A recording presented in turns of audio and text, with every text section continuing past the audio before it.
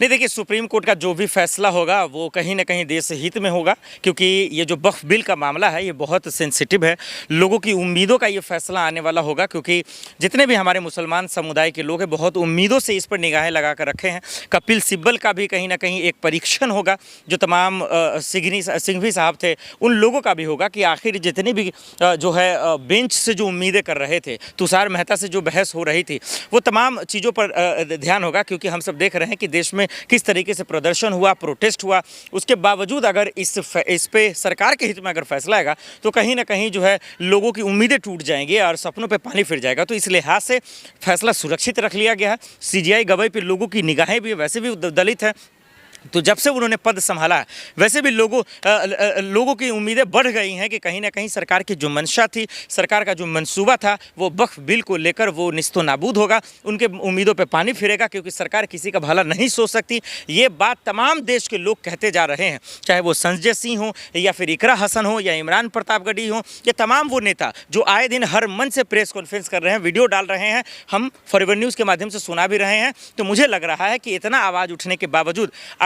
अगर मुसलमानों के हित में ये फैसला नहीं आता है तो कहीं ना कहीं उनके साथ अन्याय होगा। लेकिन सवाल ये भी खड़ा हो रहा है, जो कोर्ट की तरफ से टिप्पणी आई थी, ये संसद द्वारा पारित हुआ हाँ, कानून है। बिल्कुल हाँ, उस तरीके से छेड़छाड़ नहीं बात बिल्कुल सही है। पार्लियामेंट से पास हुआ, लोकसभा से, राज्यसभा से, लेकिन वहाँ आपकी संख्या ज़्यादा है। इसका मतलब कोई भी बिल थोड़ी पारित कर लीजिएगा या पास करवा लीजिएगा। मैं मानता हूँ वहाँ आपकी संख्या ज़्यादा है, सांसदों की संख्या ज़्यादा है। इसका ये मतलब नहीं कि कोई भी कानून आप लाएंगे जो बिना किसी के मशवरा के, बिना किसी, भले ही सरकार कह रही है कि मैंने भाई लाखों मुसलमानों से मशवरा किया है, उसमें गैर मुस्लिमों को इंक्लूड कर लिया। भाई जो अल्लाह की ज़मीन है, जो उनकी प्रॉपर्टी है, जो उनकी दौलत है, जिस पर मुसलमानों का हक है, तकसीमों का, गरीबों का हक है, आप उस पर छेड़छाड़ करना क्यों चाहते हैं? उसके बीच में अरंगा क्यों डालना चाहते हैं? ये बहुत बड़ा सवाल है जो सवालों के घेरे में रहेगा। आखिर ये चीज़ गलत है, इस बात को समझना पड़ेगा। क्योंकि वो इसीलिए क्योंकि इस ज़मीन पर आप जानते हैं हिंदुस्तान में 3-4 ऐसे सेक्टर हैं जो प्लेटफॉर्म है, जिसकी बहुत सारी ज़मीनें हैं, जिसमें से एक वक्फ बोर्ड की भी ज़मीन है। उसको क्यों छेड़छाड़ करें? उनके समुदाय अगर मुसलमानों के हित में गलत कर रहे हैं या सही कर रहे हैं, वो अपना बैठक करके तय कर लेंगे कि उनको हटाना या क्या। लेकिन आप हुक्मरान क्यों बनना है? उनको अपने अंदर में क्यों रहे? तो ये चालाकी, ये होशियारी सरकार की नहीं चलेगी।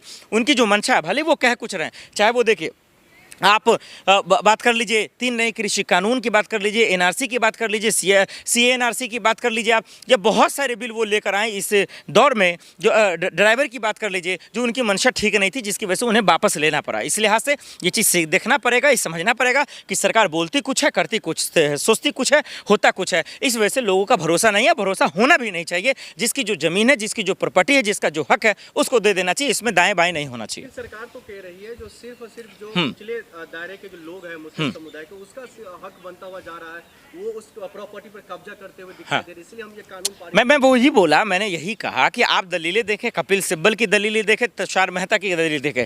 भाई इसमें मुसलमानों के हक की कोई बात ही नहीं कर रहा। ये सब अपना कानूनी प्रक्रिया ला रहा है। ऐसे तो हर एक चीज़ सरकार का ही हो जाएगा, ऐसे तो सरकार हर चीज़ को अपने में ले लेगी। लेकिन जहाँ तक बात ये है कि अगर सरकार की ये मंशा है कि जो गरीब लोग हैं मुसलमानों में, जो उनको नहीं मिल रहा उनका हक, हम उनको दिलाएंगे। आपको दिलाने की ज़रूरत नहीं है। आप ज़्यादा होशियारी मत करें, तिकरमबाजी आप अपने पास रखें।